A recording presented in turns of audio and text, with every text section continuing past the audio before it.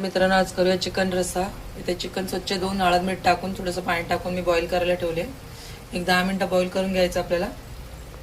इथे मसाल्यांमध्ये कांदा खोबरं भाजून घेतले, आलं लसूण आणि टोमॅटो। चला मिक्सरला बारीक वाटून घेते, मग फोडणी देते। चला तर मित्रांनो, सगळे मसाले मी मिक्सरमध्ये वाटून घेतले भाजलेले। आता इथे तेल तापत ठेवले, तेल तापलेलं आहे। आता टाकूया कढीपत्ते। इथे मसाला घेतले मी, मसाल्यामध्ये लाल तिखट, थोडीशी हळद, थोडंसं मीठ आणि चिकन मसाला। हळद आणि मीठ कमी घेतले कारण चिकन मध्ये ऑलरेडी टाकले मी। चला आता टाकते वाटलेलं वाटण।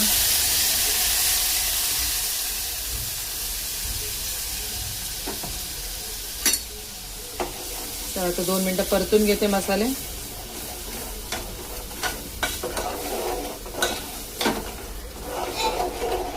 चला तर इथे बघू शकता तुम्ही, मसाल्याने मस्त तेल सोडलेलं आहे।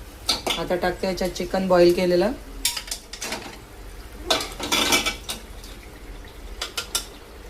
आता टाकते गरजेनुसार पाणी। मिक्सरची वाटी धुवून घेतली आहे मी।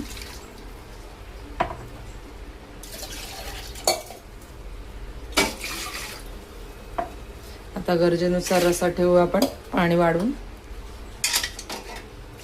चला तर गॅस पास करून आता एक उकळी आणते। चला तर इथे बघू शकता आपला चिकन रस्सा रेडी आहे। रंग बघू शकता तुम्ही किती सुरेख आलेला आहे। तुम्हाला जर माझ्या रेसिपीज आवडत असतील तेवढं लाईक करा, शेअर करा आणि सबस्क्राईब करा माझ्या चॅनलला। आणि जास्तीत जास्त शेअर करा।